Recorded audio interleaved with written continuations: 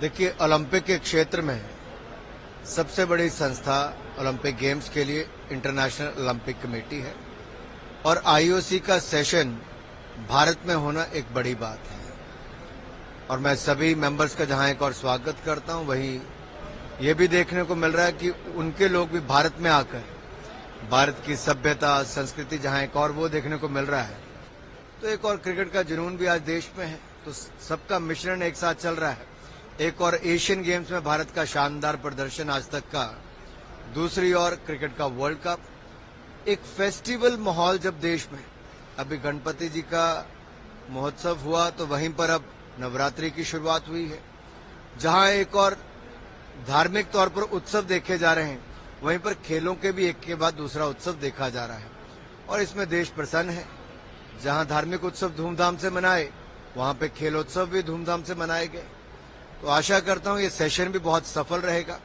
कुछ नई चर्चाएं, कुछ नई घोषणाएं भी ऐसी हों जिससे आगे ओलंपिक्स में और कौन कौन सी गेम जुड़ सकती हैं, क्या नई शुरुआत हो सकती है, वो भारत से हो तो इससे अच्छा और क्या है। सर, कल एग्जीक्यूटिव बोर्ड की पहली मीटिंग थी, उसमें ये शुरुआती भाषण में ही थॉमस बाग ने काफी तारीफ की भारत में जो उनको स्वागत मिला है कमेटी को, वो और जिस तरीके से भारत ने एशिया में प्रदर्शन किया है एशियाई खेलों में, उसको लेकर उन्होंने तारीफ की और इंफ्रास्ट्रक्चर और उत्साह जो खेलों में उसको तारीफ की। तो भारत के पास कितनी संभावना है आने वाले दिनों में ओलंपिक की मेजबानी का दावा करने की? देखिए, भारत आज खेलों के क्षेत्र में एक उभरती हुई शक्ति है और प्रधानमंत्री मोदी जी की कल्पना है कि भारत को स्पोर्टिंग सुपर पावर बनाया जाए।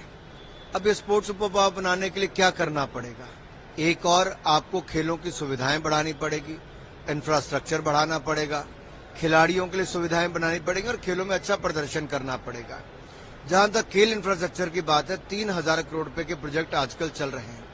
जहां तक खेलों के टूर्नामेंट्स की बात है तो खेलो इंडिया अभियान में खेलो India youth games, university games और विंटर गेम्स का आयोजन किया जा रहा है और खेलो इंडिया एथलीट्स और एक्रेडिटेड अकेडमीज को लेके हजारों खिलाड़ियों की बोर्डिंग, लॉजिंग, ट्रेनिंग, सारा खर्चा भारत सरकार वहन करती है। खिलाड़ी को कोई खर्च अपनी जेब से नहीं करना पड़ता, उल्टा जेब खर्च भी 6 लाख, 3 लाख और 1,20,000 अलग अलग चरण के खिलाड़ियों को दिया जाता है।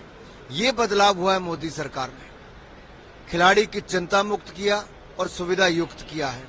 इसलिए खिलाड़ी बेहतर इक्विप्ड होकर बेहतर परफॉर्मेंस कर पा रहा है और कहीं ना कहीं ये आधार बना है देश के खिलाड़ियों के लिए।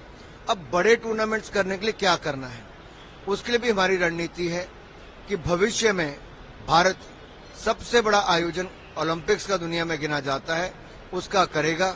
उसके लिए भारत ने कमर कसी है।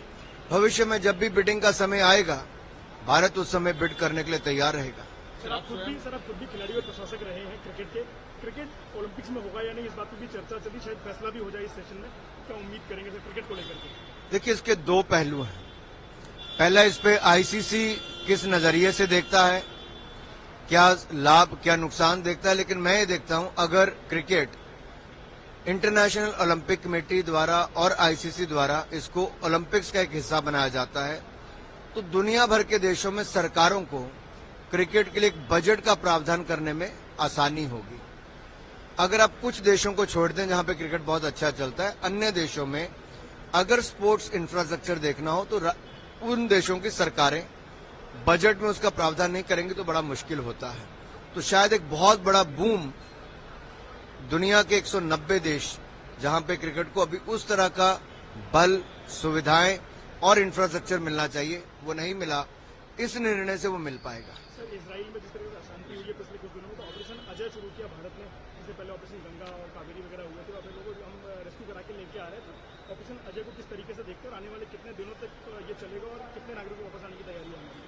देखिए, कोविड के समय हो या यूक्रेन रशिया वॉर के समय या उससे पहले भी अरब स्प्रिंग के समय, भारत ने एक के बाद दूसरा ऑपरेशन चलाकर हर भारतीय को सुरक्षित निकाला है। हर एक भारतीय के जीवन का महत्व प्रधानमंत्री मोदी जी की सरकार में बहुत महत्वपूर्ण है। इसलिए हर नागरिक की जान को बचाना, संकट की घड़ी में युद्ध की भूमि से निकाल कर लाना, ये पिछले 9.5 वर्षों में लगातार एक के बाद दूसरी जगह हुआ है।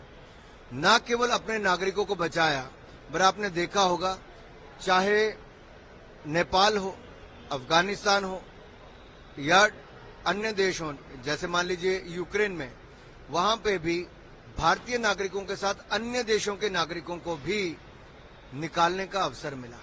ये तिरंगे की बढ़ती ताकत है, ये भारत के बढ़ते कदम है। आज भारत मदद मांगने वाला नहीं, मददगार बना है। ये नए भारत की बुलंद तस्वीर है। सर, आज आप मुंबई में हैं तो मुंबई में आपकी पार्टी के कुछ कार्यक्रम भी हैं जहां आप कार्यकर्ताओं से मिलेंगे। बीएमसी चुनाव और जो बाकी चुनाव की तैयारी है उसका जायजा आप लेंगे, इस बात का आपको अनुमान लगाया जाए तो राजनीतिक तौर पर आपका ये दौरा कितना महत्व रखता है मुंबई बीजेपी और महाराष्ट्र बीजेपी के चुनाव के लिए? महाराष्ट्र में भारतीय जनता पार्टी बहुत मजबूत है और मुझे जो भी भविष्य के चुनाव होंगे उनमें तो अच्छा करेंगे। अभी तो संगठनात्मक जो बैठकें हैं उसको लेकर चर्चा है, संगठन को धरातल पर और कैसे मजबूत किया जाए, अगले चुनाव के लिए क्या रणनीति हो। सभी लोकसभा सीटों पर भारतीय जनता पार्टी शानदार प्रदर्शन करे और फिर एक बार मोदी जी के नेतृत्व